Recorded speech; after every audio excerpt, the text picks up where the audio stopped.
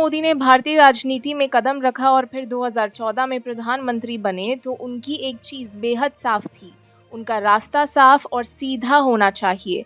उनके रास्ते में जो भी आए उसे एक-एक कर किनारा लगा दिया गया। बीजेपी के वरिष्ठ नेता जिन्होंने पार्टी को ताकतवर बनाया, धीरे-धीरे मोदी के सत्ता के सपने के चलते पीछे धकेल दिए गए। लालकृष्ण आडवाणी, मुरली मनोहर जोशी, वसुंधरा राजे, शिवराज सिंह चौहान, राजनाथ सिंह, नितिन गडकरी, ये सभी कभी बीजेपी के चमकते सितारे थे, लेकिन मोदी की आंधी में एक-एक कर ये सभी धुंधले होते चले गए। अब ये रणनीति और ये खेल मोदी के सबसे करीबी सहयोगी अमित शाह द्वारा खेला जा रहा है, जो अपने भविष्य को सुनिश्चित करने के लिए उसी रास्ते पर चल रहे हैं।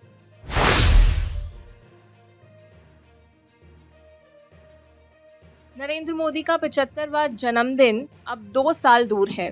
भारतीय जनता पार्टी के अंदर ये हमेशा से परंपरा रही है कि जब नेता 75 साल के हो जाते हैं तो उन्हें मार्गदर्शक मंडल में डाल दिया जाता है, जिसका सीधा मतलब है पार्टी से धीरे धीरे बाहर का रास्ता दिखाना।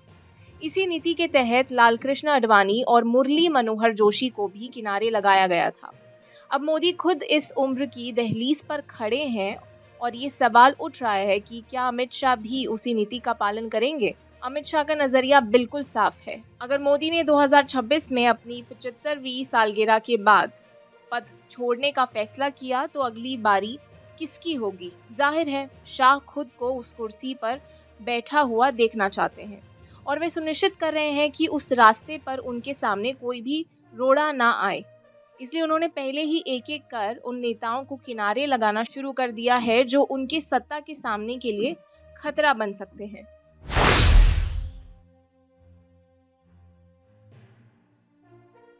योगी आदित्यनाथ उत्तर प्रदेश के मुख्यमंत्री और पार्टी के सबसे बड़े जनाधार वाले नेताओं में से एक हैं। उनके समर्थक उन्हें देश का भविष्य देखते हैं, लेकिन यहीं पर अमित शाह की चिंता शुरू होती है। उत्तर प्रदेश जैसे बड़े राज्य का मुख्यमंत्री जो खुद को बीजेपी के भविष्य का चेहरा मानता हो, अमित शाह के रास्ते में सबसे बड़ा बाधक बन सकता है। यही कारण है कि शाह ने योगी आदित्यनाथ को लेकर अपनी रणनीति बनानी शुरू कर दी है। शाह के अंदर ये डर है कि अगर योगी पार्टी में इसी तरह चमकते रहे तो वह भी एक दिन प्रधानमंत्री पद के दावेदार बन सकते हैं। यही कारण है कि योगी आदित्यनाथ को धीरे धीरे किनारे करने की योजनाएं बनाई जा रही हैं। चुनावी रणनीतियों में योगी को पीछे रखा जा रहा है ताकि उनके राजनीतिक कद को कम किया जा सके और अमित शाह का रास्ता साफ हो सके।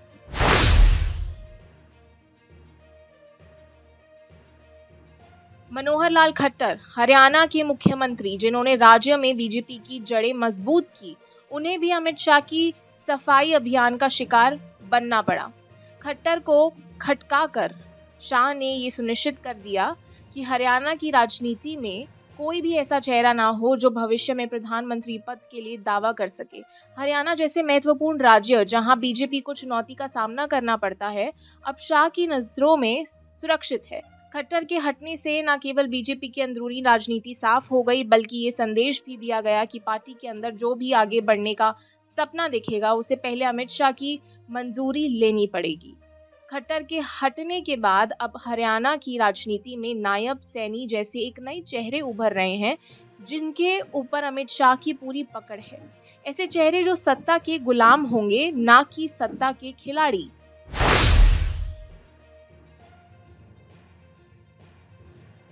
महाराष्ट्र का मुख्यमंत्री पद बीजेपी के लिए बेहद महत्वपूर्ण है। 288 विधानसभा सीट्स वाले इस बड़े राज्य का मुख्यमंत्री बनने के बाद देवेंद्र फडणवीस ने अपने राजनीतिक करियर में जबरदस्त उछाल देखा।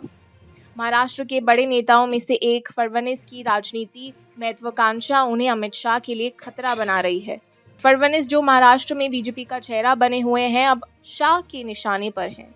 अमित शाह किसी भी कीमत पर नहीं चाहते कि फडणवीस महाराष्ट्र के आगामी चुनावों में पार्टी का चेहरा बने। वे फडणवीस को धीरे धीरे किनारे करने की कोशिश कर रहे हैं ताकि महाराष्ट्र में कोई और नया चेहरा उभर सके जो अमित शाह के आदेशों का पालन करे और भविष्य में प्रधानमंत्री पद के लिए दावा ना करे। ये साफ है कि अमित शाह फडणवीस को महाराष्ट्र की राजनीति में पीछे धकेल कर अपनी कुर्सी के रास्ते से एक और बड़ा रोड़ा हटा रहे हैं।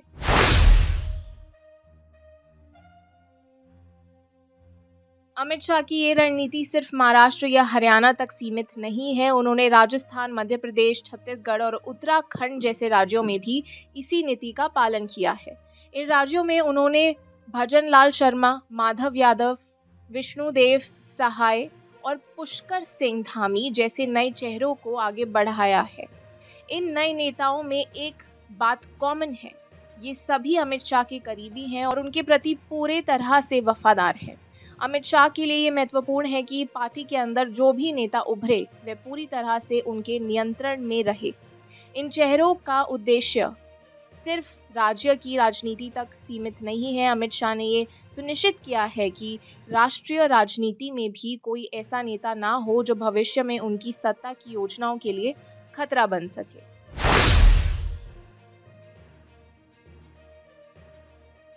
ये सब देखकर क्या आपको किसी की याद आती है? जी हाँ, नरेंद्र मोदी की। जिस तरह से मोदी ने 2014 में सत्ता में आने के बाद धीरे धीरे बीजेपी के दिग्गज नेताओं को किनारा किया, अमित शाह उसी रणनीति पर चल रहे हैं। मोदी ने लालकृष्ण आडवाणी, मुरली मनोहर जोशी, वसुंधरा राजे, शिवराज सिंह चौहान और कई अन्य वरिष्ठ नेताओं को किनारे कर दिया था।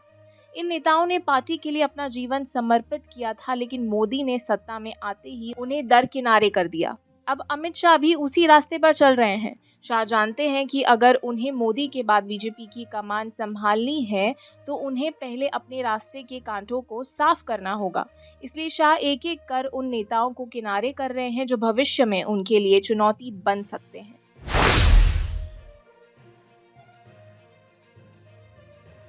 ये देखना दिलचस्प होगा कि अमित शाह की ये रणनीति उन्हें किस हद तक ले जाती है, लेकिन एक बात तो तय है, जब तक शाह के पास पार्टी की कमान है तब तक बीजेपी के अंदर कोई भी नेता अपनी मर्जी से नहीं चल सकेगा। आखिरकार शाह ने मोदी से ही ये खेल सीखा है और अब वो खुद ऐसे खेल खेल रहे हैं, लेकिन इस बार वे खुद बाजीगर बनना चाहते हैं।